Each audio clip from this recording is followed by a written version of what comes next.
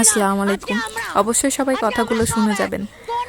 হিন্দু ধর্মীয় যে বিষয়গুলো, আসলে কথাগুলো কিভাবে বলবো, সব কথা তো সবভাবে বলতে হয় না, সবার কথা সবভাবে নেওয়াও যায় না। এই মহিলাটি যে কথাগুলো বলল, তো আজকে আমি তুমি নেই, আজকে আমরা ইনশাল্লাহ আমরা ইসলাম ধর্মে গ্রহণকারী, জন্মগ্রহণ করেছি ইসলাম ধর্মে। তো এইখান থেকে পৃথিবী আমাদের, শুধু পৃথিবীতে আমরা না, কিন্তু আমরা বাঙালি শুধু ইসলাম ধর্ম গ্রহণকারী না, কিন্তু ইসলাম ধর্ম গ্রহণকারী বাংলাদেশ না, শুধু বিশ্ব জুড়ে বিশ্ব খ্যাতি আমাদের হযরত মুহাম্মদ সাল্লাল্লাহু আলাইহি সাল্লামের যে সুখ্যাতি, তার যে একটা সুনাম, এটা তো আপনার মতো তুচ্ছ মানবী একটা কথা বললো, এটা মেনে নিলাম না, আমরা মানবো না, মেনে নেওয়া সম্ভব না।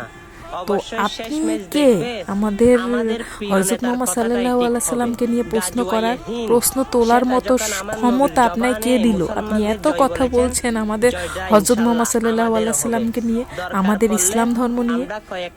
আমরা মানবো না। আমার ভাইটি যে কথাগুলো বলেছে, অবশ্যই সবাই একটু শুনে যাবেন ইনশাল্লাহ, আর সবাই সাথেই থাকবেন।